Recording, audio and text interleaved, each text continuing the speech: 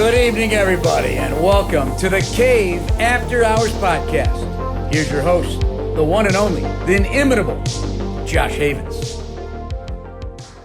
Hello and welcome to the Cave After Hours Podcast, the very own podcast recorded right here in my Chicago Bears fan cave. We talk about my team, obviously the Chicago Bears, and anything going on in the NFL, whether it's a draft or free agency, playoffs, you name it. Also, we take a dive into some of these fan caves out there. I've already done a couple episodes. Go check them out. But we'll talk to the most passionate fans out there about their fan caves. Or if they're just a super fan, we want to talk to you too.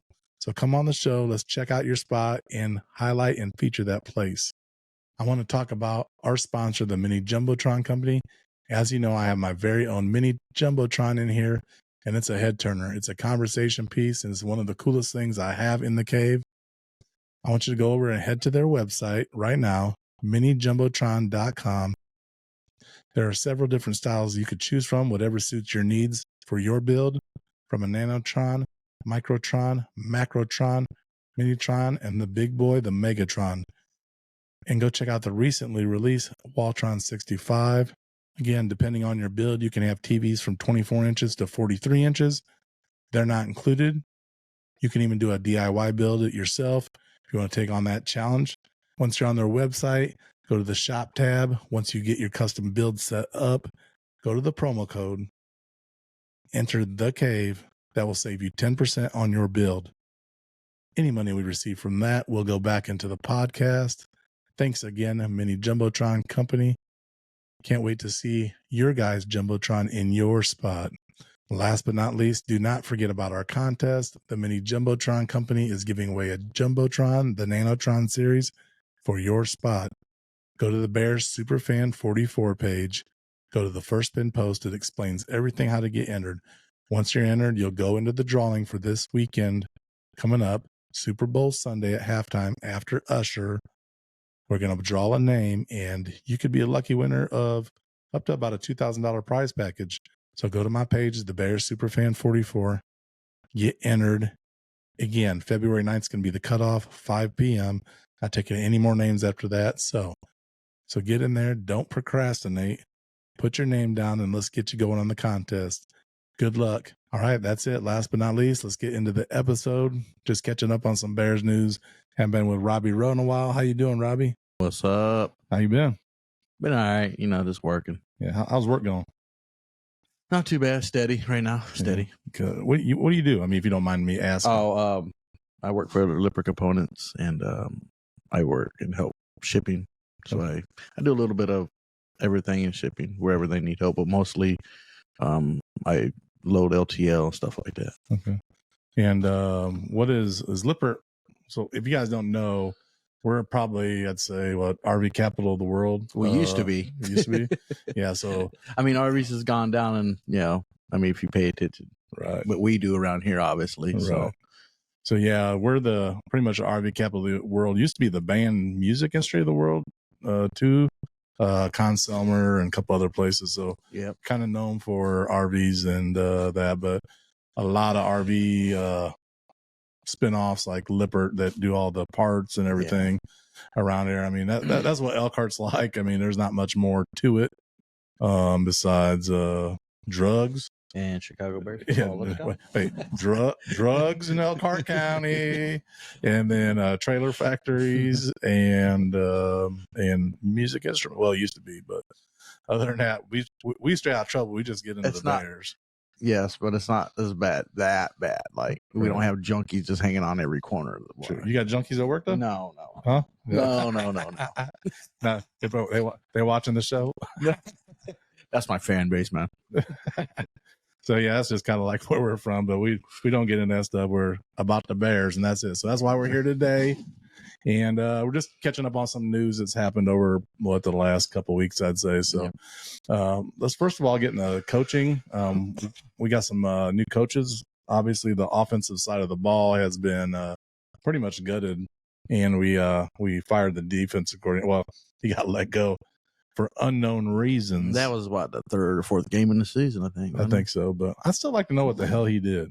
Yeah, they never said that. No. They said Peanut. I remember when the story first came out. There was a story saying Peanut Tillman, supposedly he works for the FBI or something like that. He said, and they said he raided the hall and whatnot. And then they came back and said, yeah, that wasn't true. Right. Yeah. So I don't know whatever what happened with that. But anyways, he's been gone all season for the most part. And then we got rid of Luke Getsy. We predicted that before the last episode, and hired a new guy. Yep. So we're gonna go over to coaches now. So starting off with offensive coordinator Shane Waldron. What do you think about him? So while I'm working, usually during the week, I listen to a lot of podcasts myself too. So I get a little bit of information from those and stuff, and then I do a little bit of stuff. So I'm hearing that it's a good hire. Mm-hmm. He's got offensive coordinator experience. Right. 3 years at Seattle. He's got a little bit of he's been in the league for a while, you know. And I didn't know this, but I guess he was a graduate assistant under Charlie Weiss at Notre Dame before he got into the NFL. I didn't know that. Yep. And his first job was with the Patriots in 2000. Wait. So is he disqualified because he worked under Charlie Weiss? No, well, let's be honest. Charlie Weiss was a great offensive coordinator that's about before. Yeah. But well, I know. I'm just saying, if you don't know Charlie Weiss, he wasn't a great coach because all he cared about was offense. That's it. You know what I mean? So, but Charlie Weiss was one of our coaches at Notre Dame here, and he was okay, but he was the offensive coordinator before he left. Yeah, he was with Belichick. Yeah. In the Patriots before he came to Notre Dame, right. Which ruined his career. Had a couple good years in Notre Dame. That was about it. Well, it wasn't his guys though. Right. Yeah, he took those guys who were really good offensive minded guys. Yeah. He made a good offense, but our defense was horrible. Right. Horrible. So with Charlie Weiss too, we still paying it? They might have ran out, I think they are. But I don't know, dude. I mean, I think they've been paying him for like 30 years. Yeah, his contract was set up to where he got fired. I think they got paid for like a decade almost. So Waldron went from. So he started with the Patriots in 2008. He was a quality control coach.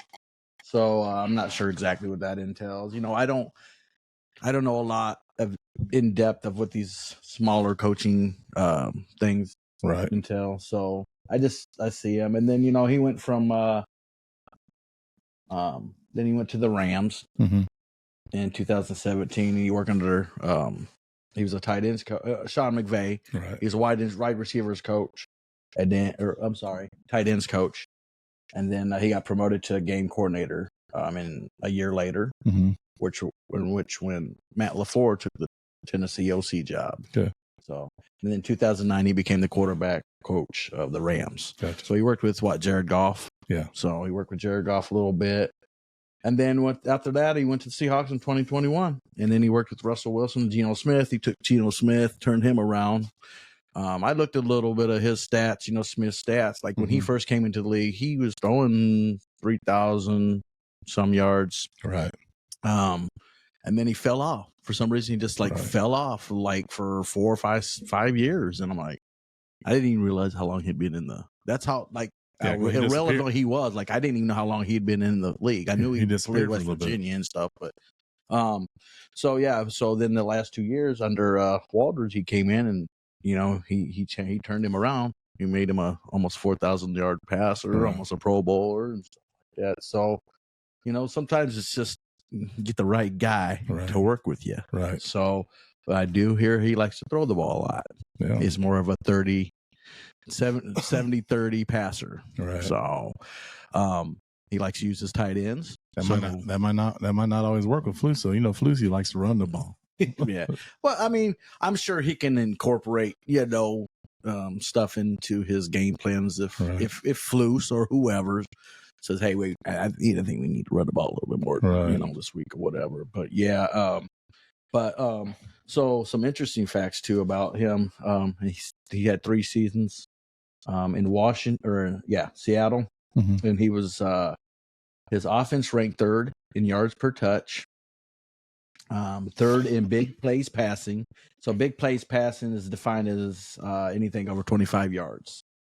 4th in big play rushing, which is anything over 10 yards. He's 5th in completion percentages, 8th in yards per reception, and tied for 10th in passing touchdowns. Okay. So, I mean, those numbers just jump out at you, and it's mostly top 10 for me. Yeah. So, overall, I think is a great hire, and we'll see what he can do. Yeah. But we still don't know who the QB is going to be.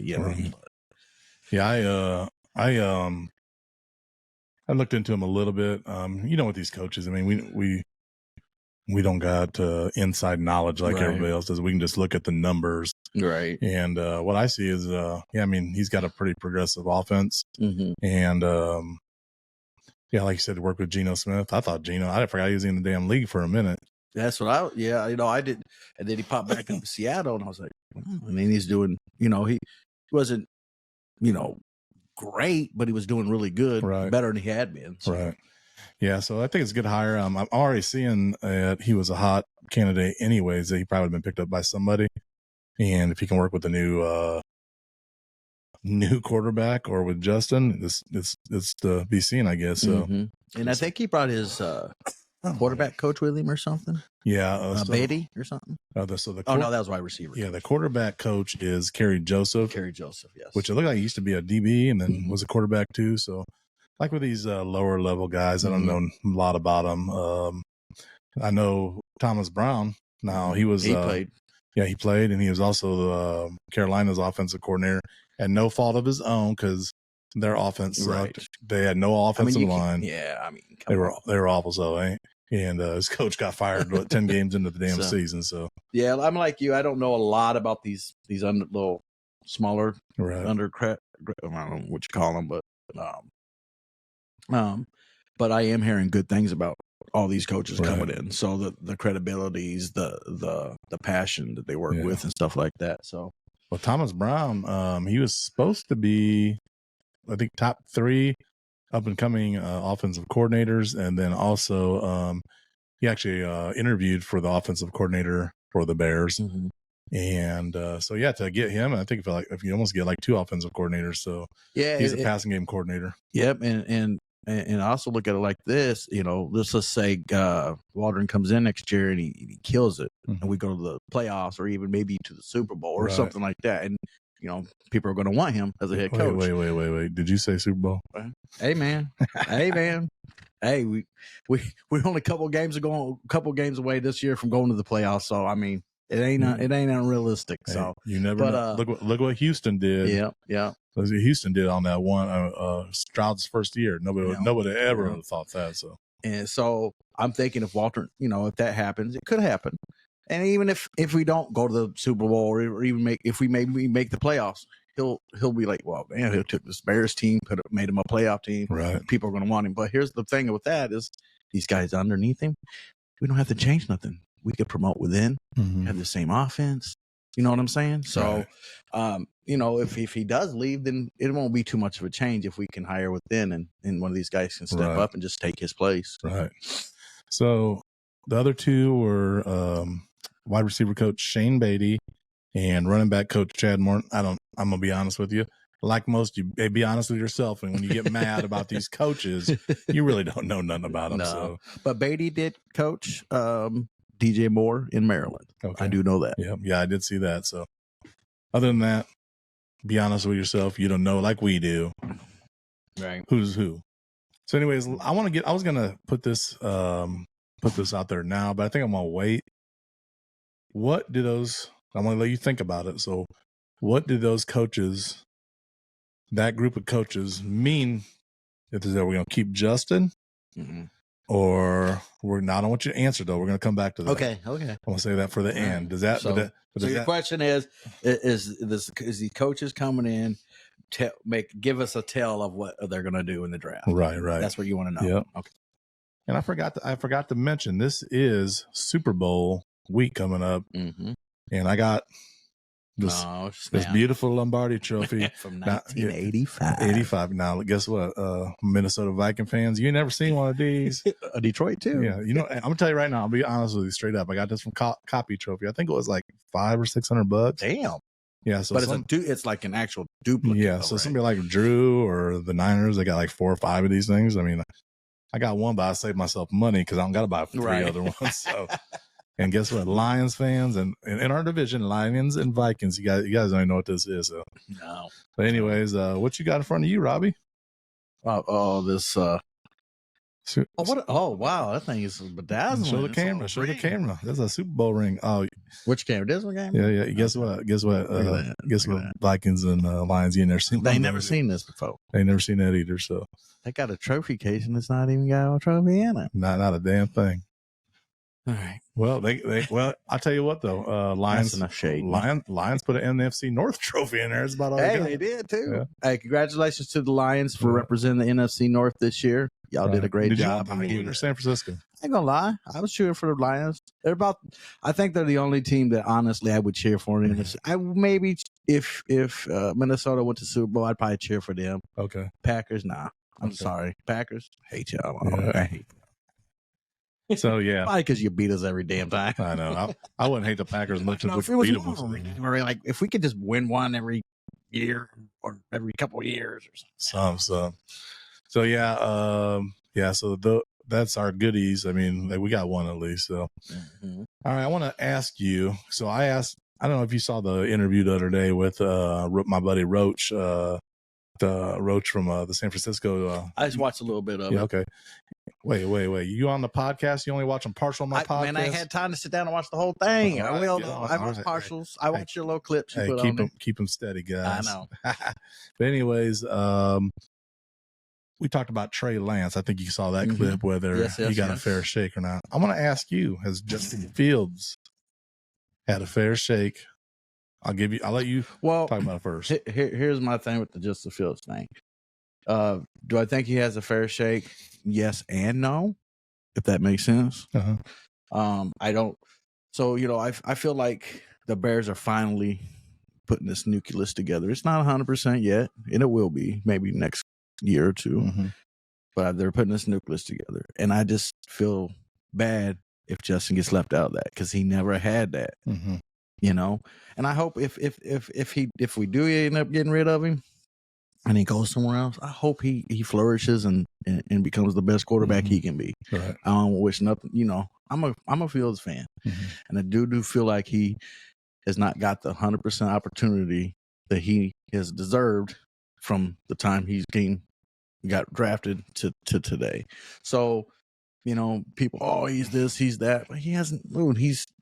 It's like, you're getting thrown into something that's not 100% there, Right. just like, and they say, Patrick Mahomes, and if he would have came, he probably would have been a good quarterback. No matter where he went, he'd have been a quarterback, but he was going to win like he's winning now. Right. Because he's got a good coaching staff around him. Exactly. He's got a genius making his, Right. He is what it is. So you can develop quarterbacks to play. And I mean, I think Shane Waldron kind of proved that with Geno Smith, in my opinion. He did he got the most potential out of the player that he is. So, no. I don't think he got a fair shake. I don't think he has had a fair shake since he's been in Chicago. No. Okay. All right. My take on it is Justin Fields has had the worst situation walking into a club that you can imagine. So he came to the Bears in 2021. Lame duck coaching staff, lame duck GM because they had already failed Mitch. And so he was walking into a prove it year with Nagy and Pace and to try to save them. And I feel like that's why Justin was drafted. I do too. Yeah, he was drafted to save their asses, which, So he's brought into there, and his first start, I believe, was against Cleveland Browns. He came in for Andy Dalton the previous week. Andy Dalton got hurt. And then Justin Fields came in and sacked 9 times. Myles Garrett 2.5 sacks, I think. And then, so 9 sacks. And, dude, I don't care who you are. Your psychology is broken at that point. So, and you watch that game, and the offensive game planning for him was awful that game. And to go back to Nagy, let me get back to Nagy for a second. But when you go back to Nagy and when he put his staff together, usually you take one or two guys from like your previous places or somebody that you were working with, and that wasn't done. I mean, it was like they put a mutt together like a dog. He like, probably didn't have anybody, bro. Let's be honest. He shouldn't have anybody. He'd been in the league that long. He should have known, but he's got like 4 or 5 coaches. He hadn't. I don't think he felt like he had any clue who they were. He one coach. He said he had ran into him one time and he liked his style, but so that and he's putting a Suicide Squad together. Yeah, it was like I said, it was like a mutt dog, and so yeah, and so you go to that, and then year 2, Nagy and Pace are fired after the season. They handled Justin wrong. Then we bring in Eberflus and Poles. I like the Poles hire. I wasn't too I'll be honest again. I didn't know who the hell Eberflus was. Same. I also knew that the Colts always had pretty decent defenses, so like why not? But well, I said we didn't know who Poles was, but once we heard of him, then we realized he was working on over in Kansas City, right. which they drafted Patrick Mahomes. So right. we were kind of excited after we, so, oh well, look what he did over there in Kansas City. Maybe he can come over here and do the same thing. Right. So, and I honestly, my opinion is he's doing good here so far. I think so too. Yeah. So you go from the lame duck year with Nagy and Pace, Eberflus and Poles comes in. Poles strips down the team to nothing. Defense, and got rid of a lot of people. Allen Robinson, Khalil Mack, and Roschon Johnson was traded. Or Smith. Roquan Smith, I'm sorry. I was thinking Roschon Johnson. Roquan Smith was traded, and so the team was stripped down. Who's our sack leader? What was that guy's name? Robert Quinn. Yeah. So Robert, he came in. Was he there 2 years? Because remember he came from Dallas, I believe. Right. So Robert Quinn is also let go. So this is the first time that I can remember, unless you can, that there was an actual full teardown. Usually we retool. Yeah, well, everybody has a smart mouth and, you guys have been rebuilding since 1885. No, we haven't. Yeah. No, we haven't. This was probably, like you said, this is probably the first time in our history, in our lives, that we've did a complete breakdown of the team, right, and start rebuilding. So, yes. And that takes time. That don't happen in a year or even 2. It takes at least 3 to 5 years to do a full rebuild. So and if you look back on the Pace contracts, a lot of them were awful, and so Ryan Poles was able to shed a lot of that and got a lot of guys that year or last year to 1-year deals. So basically, coming into 2023, we had, I think, 20 maybe new players. Did some things in free agency with Edmonds, got Stevenson and Dexter in the draft. Also drafted a right tackle. So he did some good stuff in the draft. So to go back, did Justin get a fair shake? I don't think he's had the weapons around him at all. I'm going to go over some of these in a little bit, and we'll see where any of these guys are at. And these are wide receivers, because I feel like that's our weakest link besides DJ Moore. But before DJ Moore, last year, Mooney was number 1. And Mooney ain't a number 1. He's like a number 3 probably when he's healthy. 2 or 3, yeah. Yeah. And Equanimeous St. Brown, which is he can be a number 2. Brown. No, hell no. No. He could. I think if he played right, he could. You gotta figure he had the best situation in Green Bay. You got one of the best quarterbacks, and that guy, I'm not gonna say number 12. I'm not gonna say his name, but because he's not there no more. Yeah. But number 12, he made guys that were just average wide receivers you never heard about and made them good. True. He couldn't make EQ Brown good at all, but he was hurt a lot there too. Yeah, true. So you got to figure our top receivers last year were Mooney, Equanimeous St. Brown, and Deontay Pettis. So and Cole Kmet. yeah. I'm just talking receiver. Okay. Well, they used him as a receiver. They used him as a receiver sometimes. But yeah, I understand. Yeah. So last year's draft was really focused on defense, which I thought it was going to be. Obviously, we got DJ Moore in the trade. But we'd really, besides DJ Moore and Cole Kmet, we really didn't put any other weapons around the team. Mooney came back from injury. Honestly, he looked like ass all year. I don't know if it was a carryover from the injury, but and Tyler Scott's a rookie. I think he's a great route runner and all that. He needs to get his hands right, bro. Right. I ain't got to mention Velus Jones. We'll talk about him another time. Yeah, hopefully when he's cut. So I want to go over the 21, 22, and 23 weapons Justin Fields has had last 3 years. So Okay. the wide receivers were Damiere Byrd, Marcus Goodwin, Darnell Mooney, Daz Newsome, gone. I remember him. Allen Robinson, he was fading away. I'm glad we didn't remember. Everybody wanted him re-signed. So he was fading. He hasn't been the same since he went that last year. Where did he go to? Jets? He went to the Rams, and then he played for Pittsburgh this year, but he didn't do nothing, bro. And then Rodney Adams, Isaiah Coulter, Nasimba Webster. Those are your receivers. 4 of them aren't even in the league no more. I was gonna say I ain't even heard. And 2 of them are on the practice squads. The only one left is from that list is Mooney. Damn. So 2022 list is his weapons. Chase Claypool just for a few games because of the trade.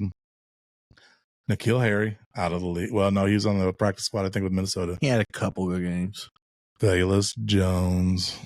Yeah. Deontay Pettis, which he's not in the league no more. Byron Pringle, I think he's still playing. Equinemius St. Brown. Doris Fountain. You ever heard of that guy? Exactly. I might have heard his name once, but So the weapons we got this year, 2023. so far. Colin Johnson, which he played 2 games towards the end. That dude's tall. He's like 6'7". I thought it was a Megatron, mini Megatron. Oh, that's right. We were saying that during the game. He's like 6'7". Yeah, a little mini Megatron. Instead of Calvin Johnson, Colin Johnson. But DJ Moore, key, dog. He's a dog. Tyler Scott, he was okay. He's a rookie. Yeah, He's a rookie. I don't think he had. He might have more turnovers than he had catches. I can't remember. Not that good, but and then Trent Taylor, he was more of a punt return. He played a few. I don't know if he even had a reception this year, but So those are your weapons of Justin Fields, which is and DJ Moore. Did you say DJ? Yeah, DJ Moore. Yeah, DJ Moore and Mooney. And like I said, we're not counting Cole Kmet, but our wide receivers have been awful the last 3 years. We haven't had a wide receiver crew in a while. Right. And it takes me back to thinking, like, you know, you look at guys like Jalen Hurts or Brock Purdy. They're surrounded by good players. Mm-hmm. You saw what happened to Jalen Hurts when things started breaking down this year. He wasn't that good. And then you got Brock Purdy. I mean, you got an all-star team around him. Christian McCaffrey, Brandon Ayuk, and then Debo. Yeah, I heard an interesting thing. Some guy said you have to have good receivers to make your quarterback good. Right. And you have to have a good quarterback to make your receivers good. Right. So it's a tandem. Like if you have a good quarterback and no receivers, your quarterback ain't gonna be that great. Right. And vice versa. So there's just only throwing that out there. There's only a few guys in the league that can get away with having Patrick Mahomes is one of them. Yeah, Patrick Mahomes. Because we've seen that this year. He hasn't had shit around him. So. Right. Patrick Mahomes, Aaron Rodgers, and Brett Favre back in the day. And I hate to say this, but man, Jordan Love, look what he's doing over there with them rookie wide receivers. Right. Yeah, I'm about to wash my mouth out when I get home, but I mean, you just see that stuff. You see those teams doing those things, right? And so you're like, can we get some couple good, even if the rookies, you know, because the rookies we have aren't even. I mean, they're there, but they're not doing what these guys are doing. Right. So. That's why I wonder sometimes, is it an excuse for Justin? I mean, right. Yeah. I mean, I mean, if you got to think about that stuff. I mean, you can't just see everything as wins and losses. You got to take everything in, right? From coaching to players to everything. Yeah. You know, so. Well, our defense did a total turnaround from last year. The defense last year, absolutely worst I've ever seen in my life. It was awful, like god awful. This past season, though, second half of the season, really turned it on ever since we got Sweat. Got Sweat. Flu started calling plays. Yeah. So I'd be interested I wonder how many. It's probably 4 games last year. I'm assuming that because we were scoring 30 points and still losing, and the defense was just absolutely horrendous. Yeah. And I heard Ron Rivera say that because, he was the coach over there in Washington about Montez Sweat. He feels like he hasn't even unlocked his full potential yet. Right. So that'd be awesome. Yeah. So, has Justin got a fair shake? I don't think so. He just hasn't had nobody around him. Those receivers that I read off, they probably, some of them are on the street. Some of them will make the team next year, and some will be out the league. So, I don't think he's had a fair shake. I'd like to see more surrounded. I'd like to see a trade happen and get Marvin Harrison Jr. I've been saying Marvin Harrison Jr. You said that since actually last year. Yeah, honestly, when we got that Carolina pick, yeah, you said it. I said that's who I want. I want them to lose, and they did, but I just don't know what's going to happen here. Well, I do. I got my opinion on it, but we'll bring that back here. Nobody knows except for Ryan Ball. Right, and I don't even know if he knows yet. He might not. All right, so obviously the playoffs been going on. We all know by now because this is old news, but Chiefs, 49ers in the Super Bowl. Mm-hmm. I thought the two games were pretty good. What do you think of the playoffs so far? What do you think about the choke, the big choke of the Lions? All right, first of all, let's stop talking about the damn conspiracy. Let's stop that, okay? The NFL is not rigged. These guys don't work all their life to come to a scripted football game. That's dumb. It's just dumb, bro. It's just stupid. Kickers been missing kickers for years or kicks for years. Right. It didn't just happen last week because Vegas called him, hey, missed the kick. Stupid. Right. Anyway, so yeah, the Lions choked it away. Dan Campbell, which you call Dan Gamble. Dan Gamble. Yeah, I have a few Lions fans. I reach out to them and because we're all realists, man. We talk shit during the season, but end of the season, we're football realists and we talk about real football and stuff. So, they love Dan Campbell, but they don't like the way he gambles sometimes. Right. And I'm thinking the same thing. I'm like, okay, I get it. That's your identity. It's what you've been doing all season, but you've never been to the Super Bowl, bro. Right. Take the points. Take the points. I think playoff ball. You're up 24-7. Take the points. Yeah, I think playoff ball is different when it comes to that. Yes. You gotta get the points. But sorry, Lions fans. Again, sorry. Who do you think's gonna win the Super Bowl? What's your prediction? All right, me on my boards. That's who I want to win the Super Bowl. Who? Me on my boards. You gotta. No, I want to win on my boards. I'm not saying who you want. No. So honestly, so I have one of my best friends, Tracy Jordan. He's a big Kansas City fan. I'd be watching him last few years, because he said he went 50 years without a Super Bowl. Right. So he's excited. He's 52 years old, whatever. I'm tired of Kansas City in the Super Bowl. I'm not rooting for Kansas City. Right. I'm rooting for San Francisco because they're in the NFC. I always choose the NFC. And San Francisco's not a horrible team to choose for, so I root for San Francisco. Okay. Yeah, the playoffs for me, they've been pretty interesting so far. The first round was kind of stagnant. I thought there wasn't really any close games there. But, the epic collapse of Detroit, I kind of enjoy it just because of Richie's ass. You know Richie's ass. Why won't he come to the podcast, bro? He's scared. Yeah. He said he might come, but I'm not a super fan. Well, then stop wearing lion shit. Yeah. Stop. Yeah, I'm gonna try to get into that with him if he comes. But anyways, I had money on the Niners anyways with him. So wouldn't that be nice to see Brock Purdy win a Super Bowl and then everybody still talk shit about him? Yeah. Like, why do you talk shit about Brock Purdy, bro? Like, what has he done to you? Like, he's done nothing but win. Yeah. Or he's not this and he's not. No, but he's going to the Super Bowl and he could win the Super Bowl. Well, I got to ask my boy Roach. Would Brock Purdy be doing that stuff if he was playing for the Panthers? Hell no. No, I mean, it's the same thing. Let's take Justin Fields, put him in Mike Shanahan's offense. I guarantee you he did put anybody in that offense. And I'm not saying not Trey Lance. But Trey Lance. So what are they saying? They're saying that if you take him out of Mike Shanahan's offense, that he won't flourish. Is that what they're saying? I guess. Well, who cares? Right. Who cares? Right. It's not where he's at. He's in San Francisco and he's playing for San Francisco. So it don't matter. Right. Anything hypothetical after that doesn't matter. Yeah. So my prediction is, I'm going to go with the 3 points here. Oh, you want me to score? No, you don't have to give a score. I just said a prediction. If you want to give a score, you can. Oh, so I think San Francisco. You want me to? You said San Francisco. Hold on. So you want a prediction of who's going to win, correct? You got Okay. You said San Francisco, So, though, right? That's who I want to win. Okay. Okay. So I think Kansas City is probably going to win, though. Okay. And it's going to be probably by 3. Right. So, yeah. Does that hurt you? Nah, bro. Honestly, not really. Does it hurt you that we didn't get Mahomes? No. Yeah. No. So let me go on a little rant about that. Why does that? Why would that hurt anybody? Like, you don't know. He comes to Chicago. Is he going to be as great as he is now? And I said this earlier in the podcast. No. Why? Because he has Andy Reid and his staff over there. Right. Andy Reid could probably come to Chicago and do the same thing in Chicago, what he's doing in Kansas City. Right. It's the coaching. Right. So that's my opinion. Yeah, my thing with especially the Green Bay trolls or the other NFC North trolls that are always like, how does it feel to pass up Patrick Mahomes?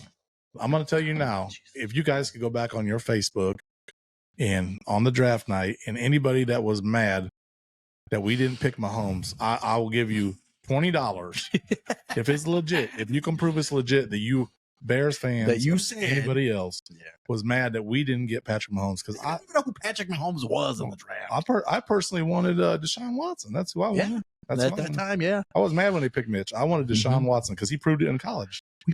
We traded up to get Mitch. Yeah, that was fun.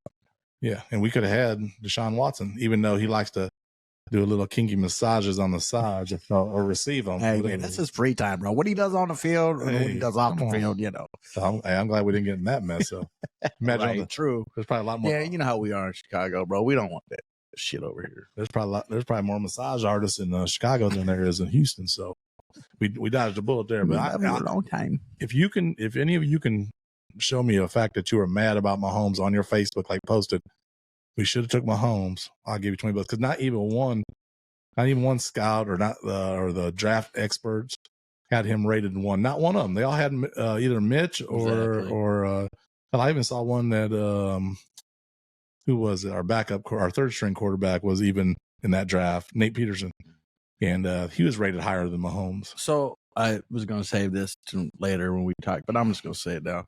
So I seen that. So there's only been 18 in the history of NFL. There's only been 18 number 1 draft picks that's made it to the Super Bowl. And that doesn't necessarily mean his first year. Right. Like it's career. 18, bro. 18 number 1 draft picks have made it to the Super Bowl in the whole history of the NFL. So it's not. I just don't understand. Kenny Williams, he's going to go to the Super Bowl. How do you know that, bro? You don't know that. Right, you don't know what the hell, man. But So anyway, I just had to throw that out there. Okay. So my 3 predictions my prediction on the Super Bowl is I always go through the 3 key facts: special teams, defense, and offense. Who has the better offense or better quarterback? Patrick Mahomes better than Brock Purdy, obviously. So I'm going to give the edge to the offense on that. I think Kansas City has a better defense. They're pretty damn stout. And they shut down Detroit the last half of that game. They did play really good defensive game last game. And I think they got the edge on the defense too. And special teams probably a toss up. So I think if you get 2 out of 3, my prediction is the Chiefs by a touchdown. You can't pay. Actually, you know what? I'm gonna say Chiefs by 10 points. I don't know what the score is, but I'm gonna say 10-point win. So I think the Niners are favored, aren't they? If I looked right. Yeah, they are. And they keep saying, why do they keep betting against Patrick Mahomes? Yeah. I'm gonna put 100 down on this game. I'm gonna put 100 on that game. I'm gonna be honest. I didn't think they were gonna be Baltimore, and they come over and clacked them. Yeah, at their house. So I'll put 100 on that game on DraftKings. But you did? So I'm gonna. Oh, on the Super Bowl. Yeah. If we pick Caleb Williams at 1, who are you picking at number 9? Got a player in mind. Position. So you're saying we're keeping the number 1 pick and taking Williams. And so we're keeping both our picks, 1 and 9. Yeah. Who you taking at 9? Well, I'm going to tell you this: if we pick Caleb Williams, Mahomes or MHJ ain't gonna be there. No, he ain't not gonna be there. So I say you take the next best weapon you have, which would probably be Neighbors. I don't think Adunze would get down that low either. Could, yeah. I mean, he could, but if he does, we'll grab him or Brock Purdy. I think. I mean, I can't say Brock Purdy. I don't. You mean Brock Bowers? What the hell, Brock Bowers? Yeah. We need another weapon. Okay. We need another weapon. And if any three of those, and I'm only saying that because I don't know who's going to be. Right. I would say, and they're all three of the basically weapons. Right. So I would say, well, any of those three neighbors, Dunze and Bowers. Okay. One of those guys, if they're there, if whoever's on the board. Right. So I'm in agreement. A lot of the mock drafts are saying that Bears are going to take Williams and then Rome Odunze at number 9. If he's available, you take him. Put him next to DJ Moore, because if you got a rookie quarterback, then yeah, you're going to need some weapons. Not like Fields got, but yeah, that's my pick. So let's say hypothetically that Caleb Williams is traded to, let's say, Washington, get the number 2 or 3 pick, trade back maybe another. Obviously they're probably going to go for Marvin Harrison Jr., my pick. But who are you picking at number 9 if you already got a receiver?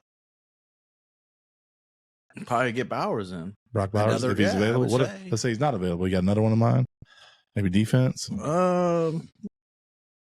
Defensive? Nah, I mean, you're sticking with the tight end, huh? Yeah. Right. I think we get defensive guys in later rounds or second round. But well, Shane Waldron likes to run that. He wants 2-3 tight ends. Yeah. So that's my opinion is Bowers if he's still there. So. Hey, more weapons. We got to get weapons on offense. All right. So you need weapons whether you have Caleb Williams or if you have Justin Fields. Right. All right. So my pick, if Justin's staying, my pick is to keep. If Justin is staying on the Bears, pick Marvin Harrison Jr.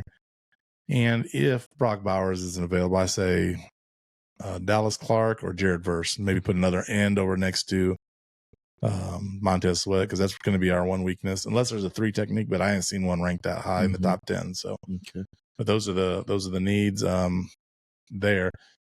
Later draft needs. I think we're going to need a center, obviously, safety, line depth, and defensive line, both sides of the ball. So that's what I'm looking at there.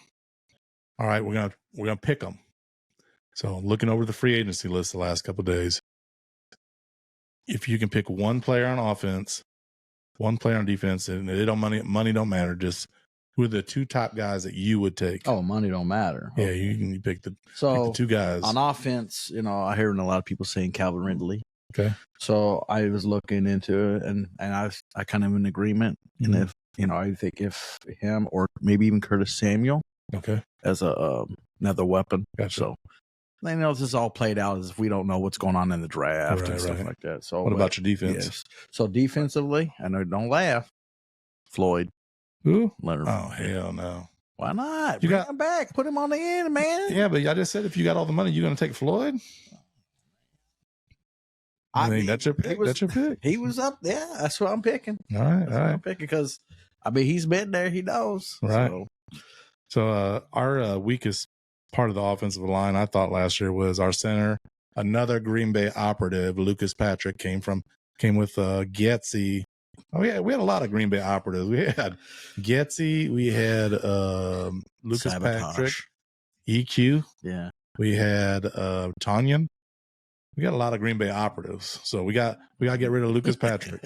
So my pick at center, because it's been awful, is Connor Williams from Miami. He's going to be a free agent. Okay. He's got a little bit of injury this year, but if he can get over that, that's my pick. I'm swinging for the fences on the defensive pick. What you swinging? Chris Jones, man. Oh, crap. Yeah, from Kansas City. Can you imagine him? I was going to say him, and I forgot he was going. Can you imagine Chris Jones in the middle of our defense? Didn't we try to get him earlier in the year? Well, we tried to trade him because he had that contract dispute. So. That was in the free agency earlier in the year, right? Yeah, well, he was a free agent. Well, no, he had a contract dispute. Oh, that's right. He was holding out. Staying. Yeah, so I think it's a 1-year deal, or maybe he was franchise. You think he's going to stay there? Huh? They're probably going to pay him, though, ain't they? They got all that money wrapped in Patrick Mahomes, unless he can restructure his contract. But I don't even pretend like I even. But that'd be nice for him to go. That definitely would be an awesome. Right. Yeah, I agree with you, Josh. I don't even pretend to even know anything about salary cap shit. So I don't either. Right. I see how much guys are worth sometimes, but I don't know. Right. So yeah, those are my 2 picks that I'm taking. That's awesome. Good pick. Yep. So anyways, I did forget to get into the defensive coordinator position. Why don't you talk about him a little bit? What do you think about him, Mr. So we have Washington? Eric Washington, and he's actually kind of a homecoming with him. Right. I guess he was with the Bears in 2008. He's a defensive assistant, and then he got promoted to defensive line coach when he was with the Bears. And then he was with the Bears from 2008 to 2011. He went to the Panthers, and he was a defensive line coach there. And then he got promoted to defensive coordinator. While he was a defensive coordinator with the Panthers in 2018, his scoring defense ranked 18th, which is middle of the pack, little over the middle pack. And then he's 15th in pass defense, 18th in pass yards per game, and 12th in run yards per game. Okay. So he's average pack, so not too bad. But and we all know he's not going to be probably calling the plays to begin with. He'll probably be working under Flus for a while, learning the playbook, stuff like that. And then maybe he might hand over game over to him a couple times a year or something. Yeah. So that's my opinion, I think. So, but then he went from the Panthers in 2020. I don't know what happened in Carolina, but he got demoted out of there. I don't know if he got fired or what. I know what happened in Carolina. What happened? The fucking owner, dude. He sucks. He runs everybody. But did they fire him, or did they just let him go, or did he just get up for free agency? Yeah, I'm not sure, but not free agency. That whole you think Bears are a shit show? Look at that organization. So he went to the Bills in 2020, defensive line coach, and he got reunited with Sean McDermott. So, and then 2022, we promoted to the senior defensive assistant, D-line and D-line coordinator. Okay. And from what I'm hearing, he's a straightforward guy. Right. He holds guys accountable. Why you fucking up? Right. What are you doing out there? Type guy. Right. So a lot of people like him. He's a great guy. He worked with Rod Marinelli. I guess him and Marinelli are really tight guys. I thought you were gonna say marinara. No, you never Rod Marinelli. I'm getting a little hungry. Man, it's lunchtime. It's lunchtime. You've been doing this too long. Mozzarella sticks. So yeah, and then from 22, then obviously he went from there to the Bears. So gotcha. But yeah, I mean, I'm hearing a lot of good things saying he's really good with defensive line, and he holds people accountable, and it's somebody we really need in the building right now. So yeah, I don't have a problem with the hire. I actually like it. All those defensive line guys have loved him, it sounds like, and I also like the fact that he's a defensive guy on the line, or line coach, because that's one of our weakest areas. So if we can stop that up with good coaching, maybe he'll be doing the game planning. Probably won't call plays, and usually the only time they call plays is when the guy calling the plays is struggling. So, right. But he'll learn. Yeah. He'll learn. Who knows? Like, we don't know what the future of Flus is going to be. So so that's the thing. If for some reason they got rid of Flus this year, let's say we're struggling, you got a lot of guys that can actually take over and be coached. Right. I mean, Shane Waldron, I saw yesterday, he's already top 10 in for new coaching hires next year. He ain't coached them down for the Bears. He already top 10. So, and but you wanted to talk about what all these coaches. You wanted to talk about, what is that? Is that a telltale sign of what they're going to do? Remember that? Yeah.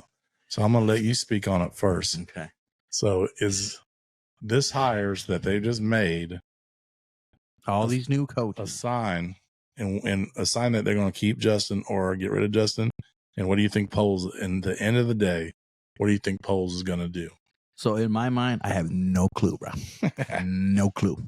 I don't think this is a telltale sign, but a lot of guys I listen to, analysts and other podcasts, they think that it's a telltale sign that they're probably going to bring in Caleb Williams to work with a new quarterback.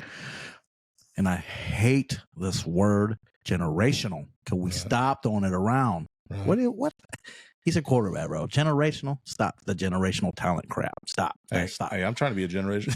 I'm trying to be a generational podcaster. Generational this. No. So anyway, yeah. So I'm hearing that they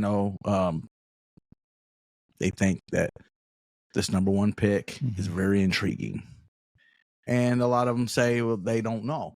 The coaches don't know who they're going with. Right. They don't know who they're going to be. They're just coming in. They're being interviewed. Hey, we need somebody that can coach variety of different quarterbacks type thing. And then, obviously Shane Waldron. Yeah. But do I think this is a telltale? I don't personally think it's a telltale. A lot of people will say that they think it's a telltale that they're bringing all these new coaches in and they're going to coach up a new quarterback. So I don't know. Bub. I don't know.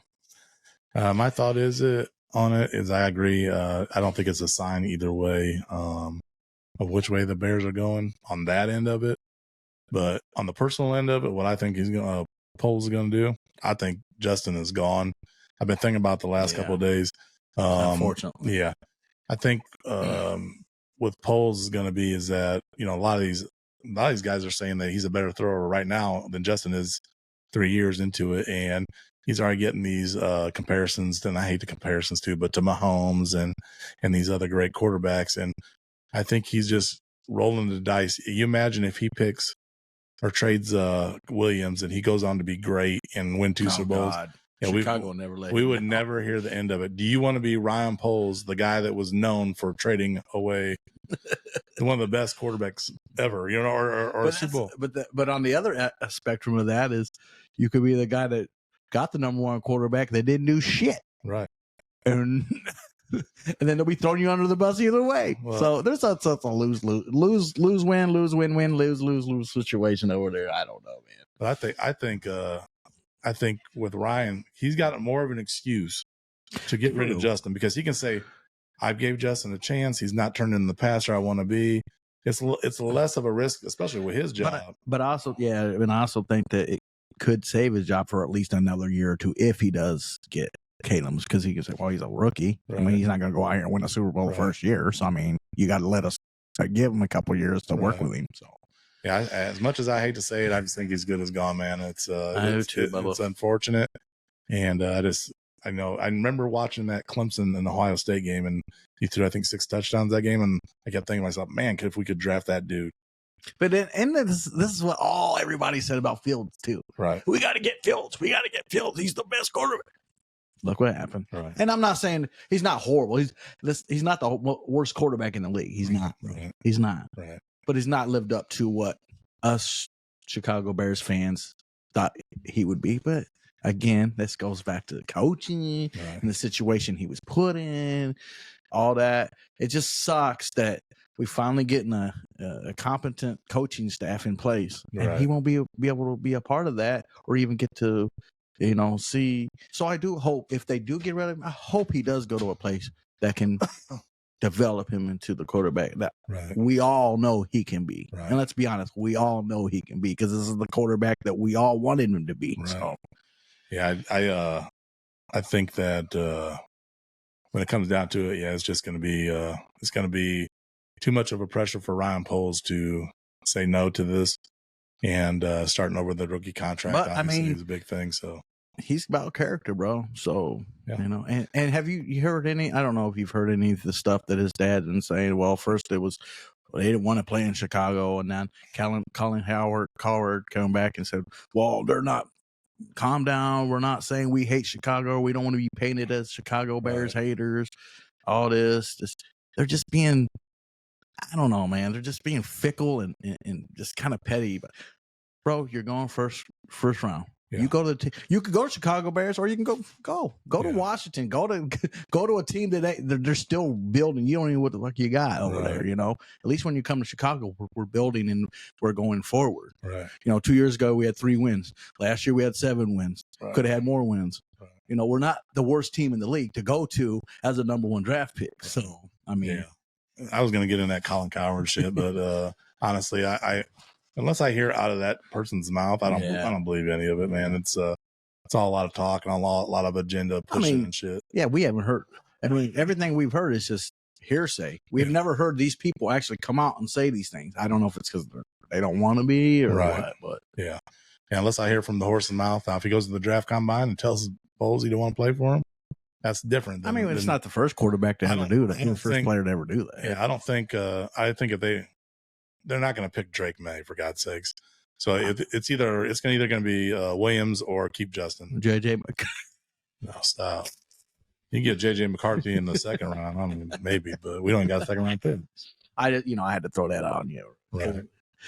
So anyways, yeah, I think at the end of the day, Poles going to go with Williams, like everybody's thinking, and I just think it's going to be too hard to pass up. And then I think also that that's going to be it's going to be hopefully a wide receiver, and then hopefully Justin. I would like to see Justin if he wants to go to Atlanta. I'd like to see him go to Atlanta because that's where he's from. So we'll see. Only time will tell. Mm-hmm. But anyways, it's going to be a fascinating offseason. Mm-hmm. I can't wait for the draft. And that's going to be our first live episode in the cave. We're going to do a draft night, and you never know. I might dress up for it. It might be our first episode. Where's that? Detroit this year, isn't it? Yeah. So Detroit. First live episode. We should go there. Hell no. Do it straight. We're going to have the live draft party. Hey, we know what? We're going to have a studio audience. Let's do that. Yeah, it'd be awesome. We'll have a studio audience here while we're doing it live. We'll just do the top 10 picks unless the Bears trade back. Fine. Otherwise, you got anything else on the agenda you want to talk about? No, let's go, man. Let's get this football season over. Let's get this draft over. I'm ready to move on to the next chapter of the Chicago Bears life and see where we're going up against next year. Let's get this done. Chicago up, Bear down, baby. All right, guys, Robbie had to leave. I did want to get into the poll I did or the answers for the questions I had regarding the draft. So if Caleb Williams is a lock at number 1 for the Bears, I asked, who would you pick at number 9? Matt Magnan said at number 9, he would take Dallas Turner, Neighbors, or an offensive tackle. I don't think you can go wrong with any of those three. I know that we do need another edge at some point, but I still believe you have to get another receiver besides DJ Moore, unless you can get somebody in free agency. But I'd really like to get, if we can get Neighbors, I get him or whatnot. But yeah, I agree with that. All right, second answer was from B. Vasquez 23. He said Rome, which is Rome Odunze. I actually got him rated just up there with Marvin Harrison, maybe just a little bit below him. He's a stud, and I like his size, and his route running is excellent. So, yeah, I could go with the Rome and at 9, and then, Caleb Williams at number 1. All right, it's a 5 thing, said Marvin Harrison Jr. Yeah, if you could do like what Arizona did last year, they got C.J. Stroud and traded up for Will Anderson. If we could do something like that, hey, why not? Trade up, get Marvin Harrison Jr. and Caleb Williams. I could get down with that. All right, my boy, Lou Ruiz 5, longtime follower, says, depend on what we do at free agency, sign Calvin Ridley, then we go for a left tackle. Yeah, I could get down with the left tackle too. They're really high. Polls really high on Braxton Jones still. I don't know. He plays solid most of the time. And I think our problem is the interior of the offense. Maybe Nate Davis. I know he had some personal issues all year and he didn't play the best. And obviously center's got to go. All right, we had Real Red Webster, also Slab by B. Go check out his tables. He said, any O-line for you guys, Jackson Powers, Johnson, center from Oregon. Yeah, I would like to get him. I think we would have to trade up into the second round. We don't have a second round pick. I think if we did that, and that'd be a viable draft. I don't think he goes in the first round. Maybe he does towards the later, but I think we'd have to trade into that area to get him. Definitely do need a center, though. All right, the next one's from a Green Bay fan, the Green Bay House. He's got a garage cave too. Go check him out. They get together for game days, and he's real close to Lambeau. So go check out his spot on Instagram. But Green Bay House says, whoever it is, I'm sure it will be a disastrous pick. It's not as disastrous as your wide receiver's hamstring's been all year. Come on now. All right, Josh Collins, another follower. He said Rome Odunze. Hey, like I said, that's my second pick. Thanks, Ronach 77 said next available offensive lineman. Yeah, I could get down with that. I really want interior though. That's been the trouble spot besides Tevin Jenkins, and obviously, his injury history is well documented. So, anyways, I think there's only 2 top worthy guys in the top 10, and after that, it kind of falls off. So, I think again, like I said the whole time, we need weapons. Brock Bowers, Rome Odunze, Marvin Harrison Jr., Neighbors, you name it. We need help at the wide receiver position. I named off all those wide receivers. All right, guys, thanks for the questions. Like I said, I want to get you guys involved in the podcast, whether it's questions you have or, like I said, during the live sessions next year, we're going to do the call-in segments. So it's going to be fun, still learning, still trying to come up with new things. So anyways, as always, bear down. Have a good night. Peace.